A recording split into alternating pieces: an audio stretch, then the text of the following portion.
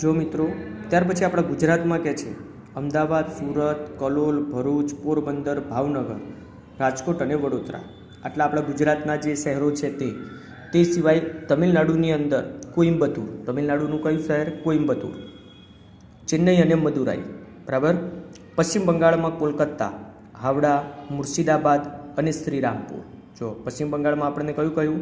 કોલકાતા, હાવડા, મુર્શિદાબાદ અને શ્રીરામપુર. જ્યારે ઉત્તર પ્રદેશમાં કાનપુર, આગ્રા, ઇટાવા, લખનઉ, બરાબર, અને મોદીનગર, બરાબર. એટલે આપણે આટલા ધ્યાનમાં રાખવાના છે. ત્યાર પછી કે છે મધ્યપ્રદેશમાં ગ્વાલિયર, ઇન્દોર, ઉજ્જૈન અને દેવાસ. એટલે આપણે ધ્યાનમાં રાખવાનું જે ઉજ્જૈન અને જે દેવાસ છે ત્યાં આગળ આપણે જે કાગળ બનાવવામાં આવે છે, બરાબર, એ કાગળ બનાવવા માટેની જે મિલો છે એ આપણે દેવાસની અંદર પણ સૌથી વધારે કાર્યરત છે. એટલે આપણે મધ્યપ્રદેશ માટે ધ્યાનમાં રાખવાનું ગ્વાલિયર, ઇન્દોર, ઉજ્જૈન અને દેવાસ. ત્યાર પછી કે છે આ ઉદ્યોગ આજે ઊંચી જાતના કપાસની અછત, જૂના યંત્રોનો ઉપયોગ, અનિયંત્રિત વીજ પુરવઠો, શ્રમિકોની ઓછી ઉત્પાદકતા, કૃત્રિમ રેસાના કાપડની સ્પર્ધા, વૈશ્વિક બજારમાં તીવ્ર સ્પર્ધા વગેરે સમસ્યાઓનો સામનો કરી રહ્યો છે. ભારત અનેક દેશોમાં સુતરાઉ કાપડ અને વસ્ત્રોની નિકાસ કરે છે.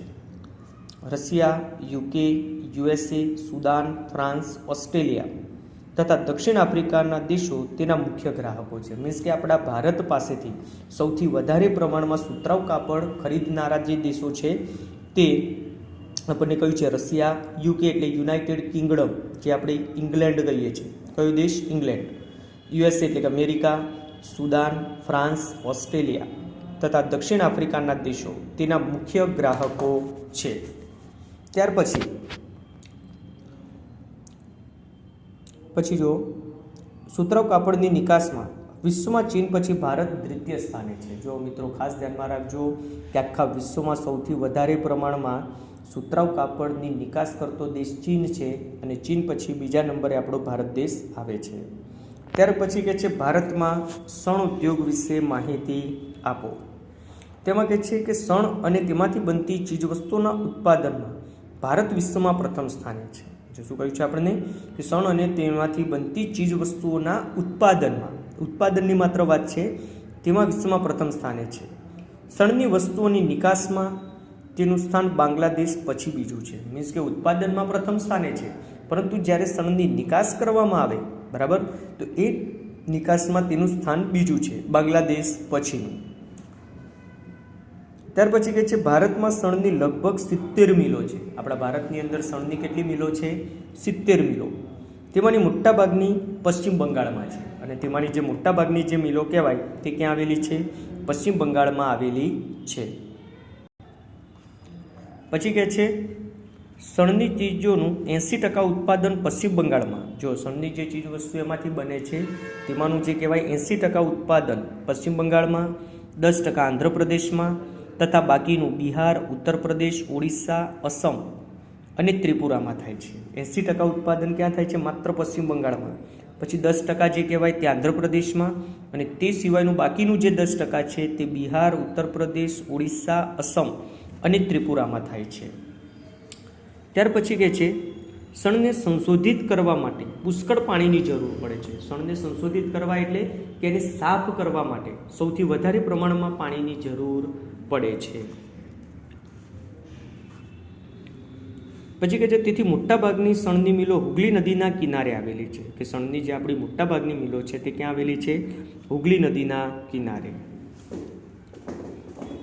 પછી કહે છે શણ ઉત્પાદક ક્ષેત્રોની નિકટતા, સસ્તા જળ પરિવહનની સુવિધા, શણને સંસાધિત કરવા માટે પૂરતું પાણી, સસ્તો માનવશ્રમ, બેંકો અને વીમાની સગવડો તથા ઉત્પાદનની નિકાસ માટે બંદરોની સગવડને લીધે પશ્ચિમ બંગાળમાં શણ ઉદ્યોગ કેન્દ્રિત થયો છે. મિત્રો જે કહેવાય છે કે શણ ઉત્પાદક ક્ષેત્રોની નિકટતા એટલે કે એની નજીકતા, સસ્તા જળ પરિવહનની સુવિધા, જે શણને સંશોધિત કરવા માટે પૂરતું પાણી.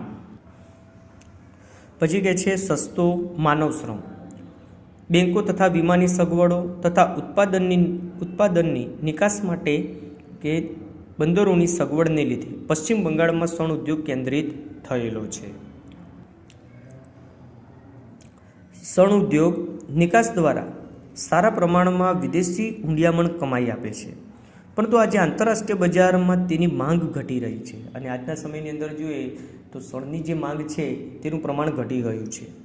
શણનું ઉત્પાદન ખર્ચ વધતું જાય છે અને શણની જગ્યાએ વપરાતી અન્ય કૃત્રિમ વસ્તુઓની સ્પર્ધા વધી રહી છે અને ભારતનું શણ ઉદ્યોગ આ સમસ્યાઓનો સામનો કરી રહ્યો છે અને આપણા ભારતનો જે શણ ઉદ્યોગ છે તે આ બધી જ સમસ્યાઓનો સામનો કરી રહ્યો છે. ત્યાર પછી કે છે ભારતનો રેશમી કાપડ ઉદ્યોગ. ભારત વર્ષોથી તેના રેશમી કાપડ માટે પ્રસિદ્ધ છે.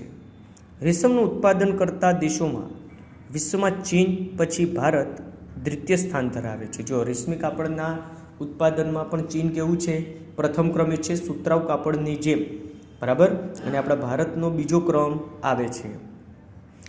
ભારતમાં 4 પ્રકારના રેશમનું ઉત્પાદન થાય છે. મિત્રો, આ 1 માર્ક્સ માટે ખાસ ધ્યાનમાં રાખજો અને બોર્ડની પરીક્ષામાં પૂછાઈ ગયેલો પ્રશ્ન છે આ, કે ભારતમાં 4 પ્રકારના રેશમનું ઉત્પાદન થાય છે: સેતુર, ઈરી, ટસર અને મૂંગા. કયું?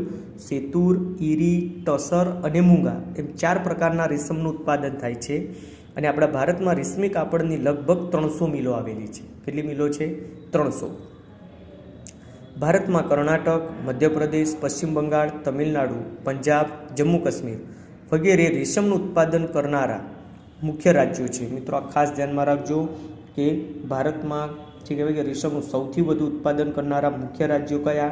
તો કર્ણાટક, મધ્યપ્રદેશ, પશ્ચિમ બંગાળ, તમિલનાડુ, પંજાબ, જમ્મુ કાશ્મીર વગેરે રેશમનું ઉત્પાદન કરનારા મુખ્ય રાજ્યો છે.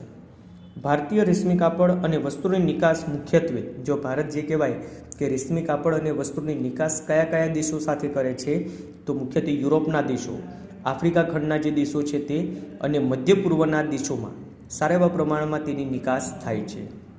આ ઉપરાંત જર્મની, સિંગાપુર, USA એટલે કે America, Kuwait, Malaysia, Russia, UK એટલે કે યુનાઇટેડ કિંગડમ, સાઉદી અરેબિયા વગેરે દેશોમાં પણ ભારતીય રેશમી કાપડ અને વસ્ત્રોની નિકાસ થાય છે.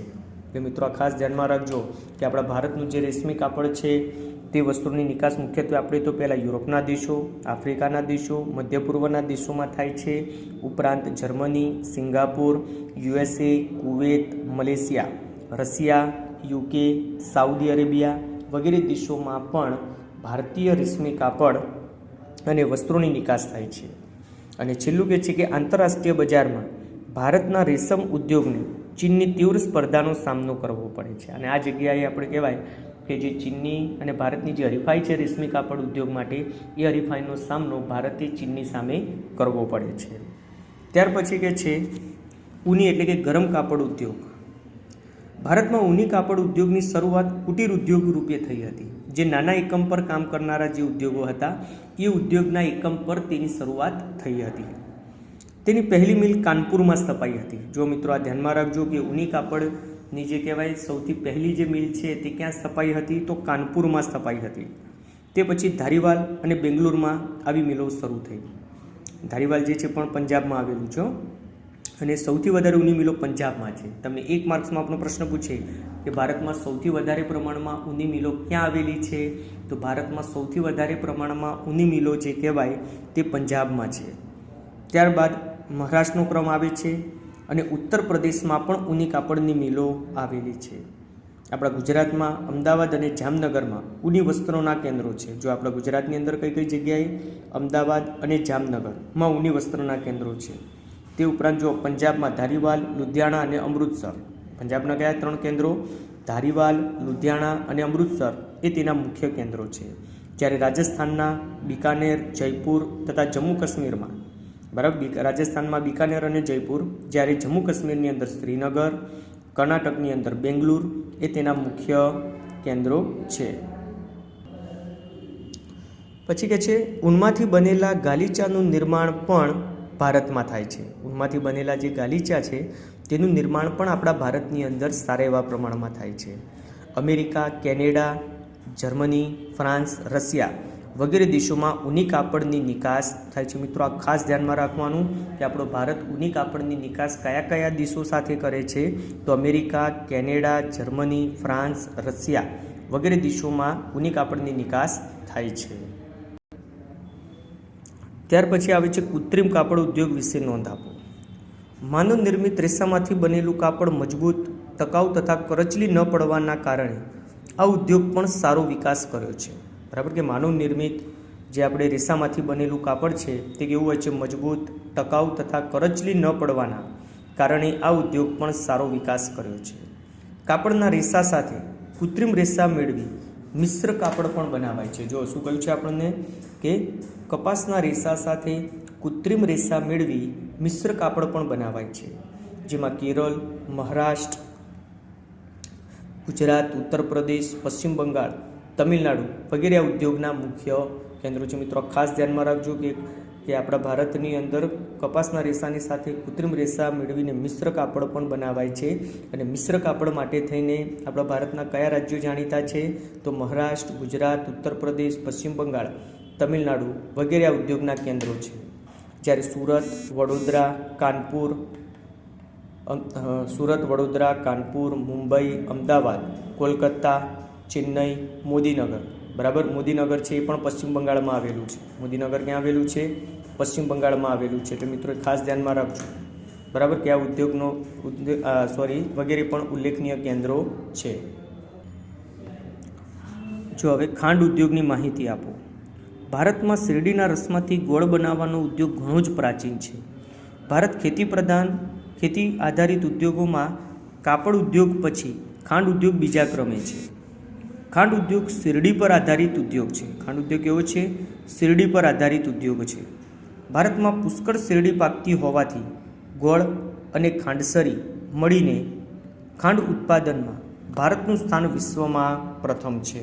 એટલે મિત્રો એ ખાસ ધ્યાનમાં રાખજો કે જે પરિસ્થિતિ હાલમાં છે, બરાબર, એ પરિસ્થિતિ પ્રમાણે આપણે જોઈએ તો આપણા ભારતની અંદર ખાંડ ઉદ્યોગ છે એ સારા એવા પ્રમાણમાં તેનું ડેવલપમેન્ટ થયેલું છે. શેરડી વજનમાં ભારે અને બગડી જવાનું ગુણ ધરાવે છે.